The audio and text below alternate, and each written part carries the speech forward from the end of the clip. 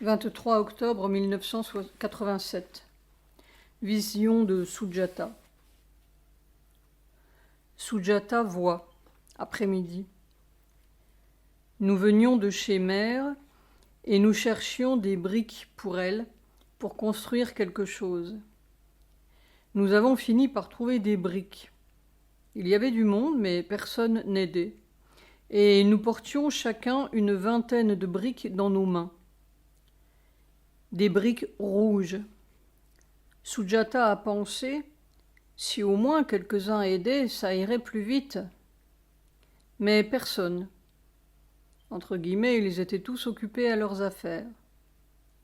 Cependant, dans sa conscience, il semblait que ces 40 briques suffiraient pour ce que Mère voulait. Donc, elle est en train de construire quelque chose. Nuit du 23-24 octobre 1987. Vision.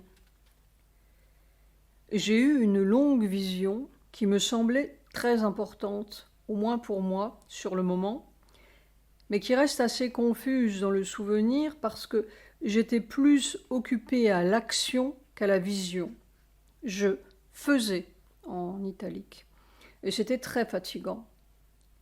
D'abord, pendant longtemps, en italique, j'étais poursuivie par un serpent furieux. Il me poursuivait d'un endroit à l'autre ou d'un lieu à l'autre avec une furie. Je pense que ces divers lieux, entre guillemets, représentaient plusieurs vies ou différentes vies et que ce serpent me poursuivait de vie en vie. Quelle était la raison de sa furie? Je ne sais, mais il y en avait une. Après cette longue poursuite, dont je ne sais pas grand-chose sauf que c'était acharné, je me suis retrouvée dans cette vie-ci. Je voyais ce même serpent qui mordait mon bâton de route, c'est très symbolique, et cette fois-ci, je l'attaquais, je me battais avec lui. Mais il semblait que ce serpent avait grandi et grandi d'un lieu à l'autre, de vie en vie. Et cette fois-ci, il était très gros. Peut-être comme un python, noir, avec des cercles brun clair qui lui donnaient une allure assez vilaine. Et il y avait quelqu'un près de moi qui m'expliquait, entre guillemets, je pense que ce devait être mon double supérieur, moi, le moi qui est là est toujours celui qui agit, l'ouvrier, le coulis, le marin, le mécanicien, enfin tous les boulots possibles. Il est soldat aussi. Donc, mon double supérieur, entre guillemets, m'expliquait que c'est ce même serpent qui avait tué mon frère François, et que François était un grand être, entre guillemets, ce qui ne me surprend pas, je le savais. Je m'attaquai donc à cette sale bête avec une sorte de gourdin, et j'étais très déterminée. Je lui cassai les reins. Mais étrangement, je brisai son échine en partant de la queue et en remontant méthodiquement vers la tête, comme s'il fallait lui casser le dos beaucoup de fois et de proche en proche, tous les 30 centimètres peut-être. C'était une vraie bataille et épuisant. Je me souviens que Sujata avait eu une vision de ce genre il y a plusieurs années, note de bas de page, le 17 novembre 1983. D'un serpent en travers de l'azalée près de ma chambre que je découpais méthodiquement en morceaux, en italique, depuis la queue vers la tête. Je n'avais pas compris alors pourquoi je partais de la queue, mais maintenant je le sais. La tête est au fond. Le fait que ce serpent avait tué mon frère François avait un sens très profond et très sérieux pour moi. C'était peut-être quelque chose qui avait dû se reproduire en plus d'une vie. Puis à la fin, mais c'est là où ma vision est le moins claire parce que c'était une terrible bataille, il semblait que ce même serpent était devenu gigantesque, beaucoup plus grand et plus haut que moi, énorme, et je continuais à lui casser les reins de proche en remontant, avec une sorte de très long gourdin ou quoi, je ne sais pas. Je continuais et continuais, et mon double supérieur me disait « Cette fois-ci, si tu arrives au bout, sous-entendu parce que ce n'était pas dit, ce sera en italique, un événement terrestre. »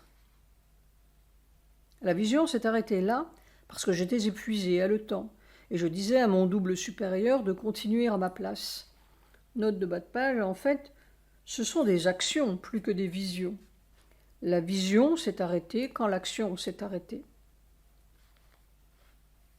Tout cela avait une allure presque mythique, mais c'était un fait en lettres capitales, et une action très concrète, Dieu sait, et assez terrible. En fait, les mythes, entre guillemets, sont les grandes batailles de la conscience terrestre, jouées infinitésimalement par des petits bonhommes qui ne savent même pas la grandeur de leur rôle ni l'enjeu. L'enjeu, E majuscule, c'est la terre libre. Nulle part le grand mythe de la terre et le grand œuvre, entre guillemets, des hommes n'ont été mieux dits et d'une façon plus détaillée que dans le Rig Veda, ce que Sri Aurobindo a vu, compris et fait. Soir. L'Inde est devenue une dictature de la corruption. Tout ce qui n'est pas d'accord, journaux, opposition, est mis en prison, poursuivi et étouffé. Vous êtes des traîtres à notre porte-monnaie, à nos porte-monnaies. Il n'y a rien de plus dangereux que les hommes faibles et vaniteux, Gandhi. Ils sont les pantins de l'Asura, Rajiv, Gandhi. Ils sont les pantins de l'Asura. Mieux vaut une armée de moutons conduite par un lion qu'une armée de lions conduite par un mouton, proverbe indien de Sujata. Pourquoi me montre-t-on maintenant ce que j'ai vu cette nuit? Toujours ce serpent revient en pleine furie autour du 30 octobre, et j'ai l'impression que chaque naissance était comme cela. Cette fois-ci, François a partagé les coups avec moi. Il a détruit l'énorme correspondance que j'ai eue avec lui. Nulle part je n'ai ouvert mon cœur autant qu'à lui, pendant 30 ans. Note de bas de page. Plus tard, j'ai appris que ce n'est pas lui, mais ma mère, qui a détruit toute ma correspondance avec elle. Tout est bien, et tout est. Il faut peut-être être très désespéré pour chercher ce chemin au fond du donjon. Cette fois, je voudrais bien aller jusqu'au bout. On dirait qu'il faut aussi convertir ou racheter le désespoir de François. Tous les hommes sont là, indubitablement. Racheter, entre guillemets, cela veut dire traverser la même chose, les yeux grands ouverts. Il faut tuer le serpent, S majuscule, beaucoup de fois. 26 octobre 1987. Il y a un tel épuisement dans le corps. Il ne manque pas de courage, mais il se sent au bout de ses forces. Ce matin, j'ai lutté contre une envie de m'évanouir. Et il y a ces tonnes de puissance terrible qui passent à travers lui, point d'exclamation. Il ne semble pas y avoir d'accord entre la force qui fait marcher un corps et cette puissance-là. Je retrouve toutes les difficultés de mer, moins le poison, quoique l'atmosphère terrestre soit devenue assez complètement toxique. Si le corps arrive à traverser cette paroi, le fonctionnement sera peut-être différent, tout est là. Humoristiquement, on pourrait dire comment mourir tout en restant vivant. Mais il y a un grain de vérité là-dedans. 27 octobre 1987. Ces marques indélébiles dans la conscience matérielle, presque dans la chair. C'est la plus difficile des choses que je connaisse. C'est vraiment la porte de la mort, ou sa semence. Il faut démolir le donjon, c'est le seul salut. Et se servir de tout pour aiguiser l'outil. C'est tout le système physique, en italique, qu'il faut changer. 30 octobre 1987. Qu'est-ce qui pourra surmonter ou vaincre ou traverser cette cage féroce? C'est une férocité de douleur. Encore cette lutte contre l'envie de m'évanouir. Un mur, non, une cage. C'est exactement cela, j'ai envie de crier, comme mère.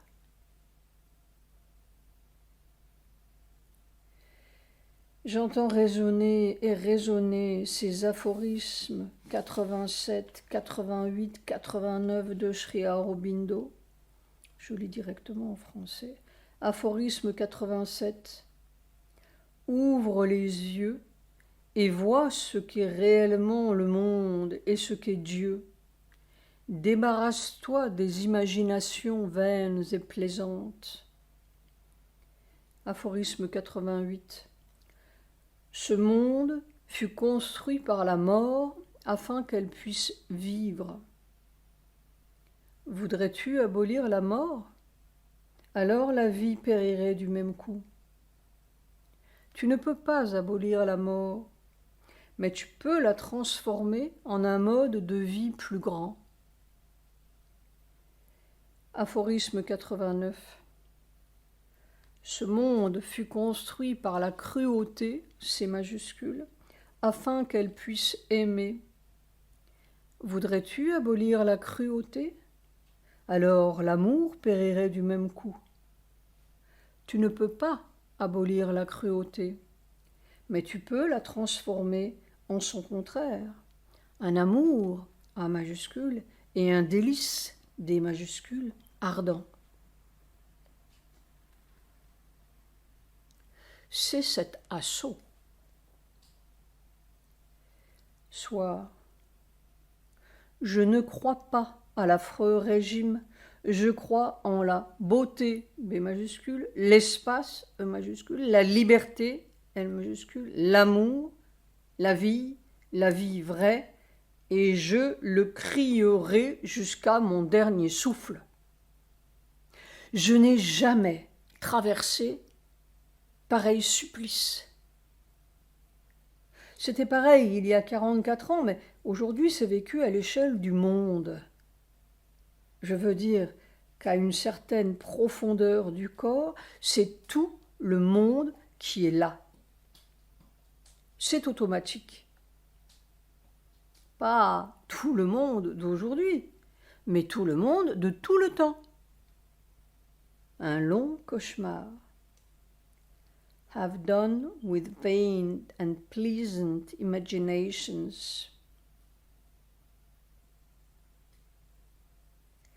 À 20 ans, j'ai failli mourir de cette révélation-là. Il m'a fallu 44 ans pour aller au fond de la question, entre guillemets.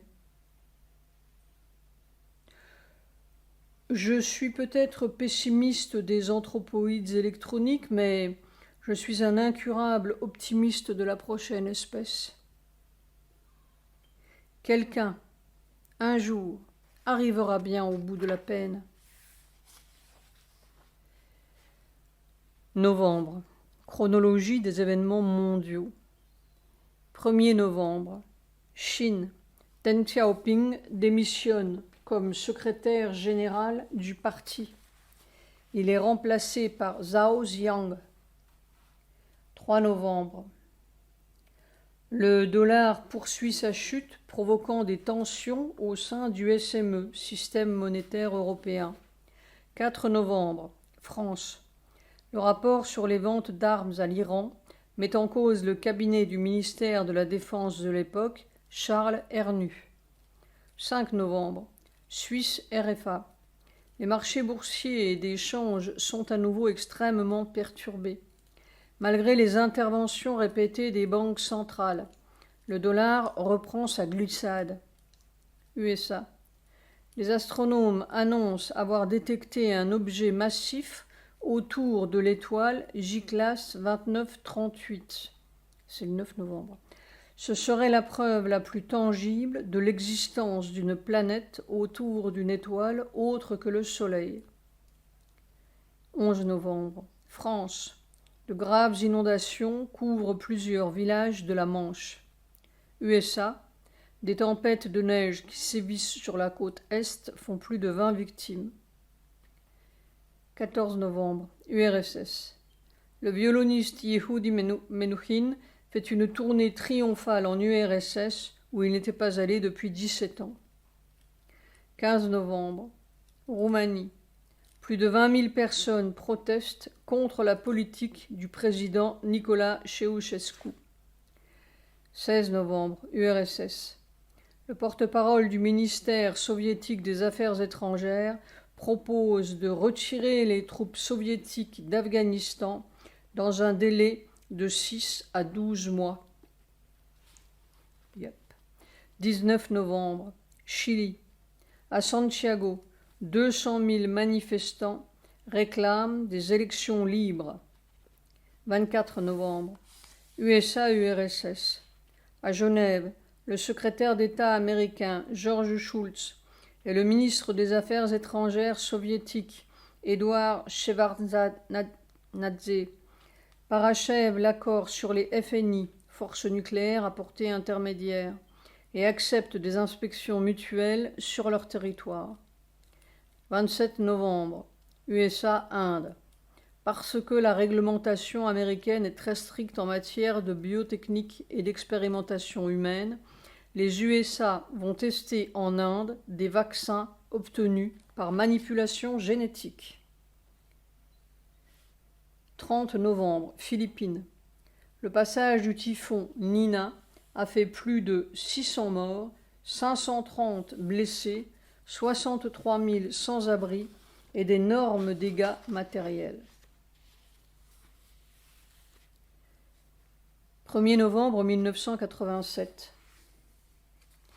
Maintenant, le corps comprend bien, pratique bien, le secret du traverser la mort en vivant.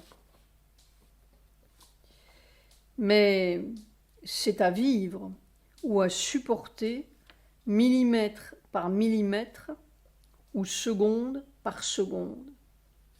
Et à chaque seconde, c'est mystérieux ou miraculeux et toujours à recommencer, comme si ça ne s'apprenait qu'à la seconde où ça se vit. La seconde précédente ne compte pas, ou le millimètre précédent n'est pas gagné, entre guillemets.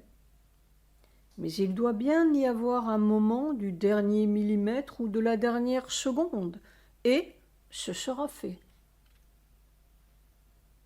Cet après-midi, le corps a supporté ça pendant 1h25, debout.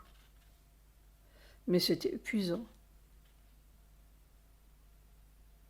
Non, la mort n'est pas le cancer.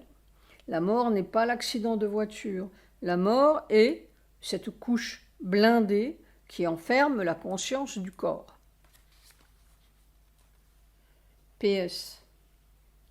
Plus la situation du corps devient dangereuse, difficile, mortelle, inconnue pour le corps, plus la solution s'impose d'elle-même ou jaillit d'elle-même du fond du corps. On pourrait dire que le corps fabrique ou invente la solution. Alors le secret, entre guillemets, ce n'est pas quelque chose que l'on puisse dire à l'intelligence mentale. C'est une sorte de sécrétion, entre guillemets, du corps, point d'exclamation entre parenthèses, ou de connaissance du corps. Et ça jaillit sur le moment, en italique, quitte à ne plus rien valoir pour le moment d'après, point d'exclamation entre parenthèses. On pourrait dire que l'excès de nuit force la lumière à sortir. C'est probablement ce qui a présidé à toutes les mutations. Mais c'est périlleux. Nuit du 2-3 novembre 1987. Cette nuit, j'ai vu un raz de marée, formidable raz de marée avec un bruit d'ouragan et de déchaînement des éléments qui déferlaient au-dessus de Land's End. Et ce qui m'a frappé, cela se passait sur le toit ou au-dessus du toit de la maison, c'est que j'étais couché dans la chambre de l'ouest, pas dans ma chambre qui est à l'est. J'ai pensé que peut-être quelques bouleversements allaient venir de l'ouest. Évidemment, il y a la crise financière qui est en route, mais c'est peut-être seulement un début, entre guillemets. 4 novembre 1987. Toutes nos lois, entre guillemets, sont seulement les lois de notre prison. Il y a une connaissance du corps qui voit à travers les murs et lui permet de saisir la prochaine loi en dépit des impossibilités et des représailles de la loi présente. Note de bas de page, on pourrait en faire un 4e énoncé. Point d'exclamation entre parenthèses. C'est comme cela que le corps peut devenir l'agent conscient de sa propre mutation. Je crois que ce que Mère appelait fausse matière, c'est la matière qui est encore sous l'emprise ou l'hypnotisme de la vieille loi.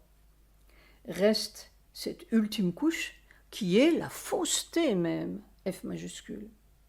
C'est là le secret, S majuscule, de l'humanité ou de la prochaine espèce. Je commence à voir comment les mythes, entre guillemets, et la physiologie peuvent se rejoindre. Après-midi. C'est une telle agonie physique. Chaque fois, c'est l'extrême limite au point de la désintégration ou de l'écrasement. Et ça continue. Seconde après seconde. Et jour après jour. 6 novembre 1987. Les sensations sont mensongères et tout est mensonger dans ce système. Mais c'est la mort qui lutte pour garder son emprise. Alors, quand la puissance, P majuscule, de vérité, V majuscule, entre là-dedans, ça fait très mal à la mort. Il faut garder les yeux et la foi du corps solidement fixés sur l'autre chose. 8 novembre 1987. Il est naturel, il est inévitable que chaque transition ou mutation d'une espèce à une autre représente un acte de mort de la part du ou des spécimens qui font la transition ou la mutation à l'espèce nouvelle. Le tout est d'apprendre à survivre à cet acte de mort ou à vivre cette mort. La mort est simplement, entre guillemets, la frontière qui sépare une loi d'une autre. Ce n'est pas un phénomène inévitable, c'est seulement difficile. Disons inhabituel. Nous nous trompons complètement en voulant apporter des remèdes, entre guillemets, au cancer de la vieille espèce. Il faut changer d'espèce. PS. L'homme représente non seulement la possibilité d'opérer consciemment et volontairement sa propre transition ou mutation, mais au lieu de transporter les qualités, entre guillemets, matérielles, essentielles de la vieille espèce dans la nouvelle, il représente la possibilité d'aller à la racine du malheur qui a frappé toutes les espèces telles que Darwin les a vues et de défaire ce malheur pour instaurer une nouvelle évolution qui ne sera plus fondée sur l'inconscience, la douleur, l'erreur et tout le reste de nos tâtonnements évolutifs. La grande séparation, S majuscule, de tout et de tous. Après-midi. Encore ces mystérieux soulèvements d'en bas de dessous les pieds, écrasement d'en haut, soulèvement d'en bas, écrasement d'en haut, soulèvement d'en bas. Mon dos est une plaie.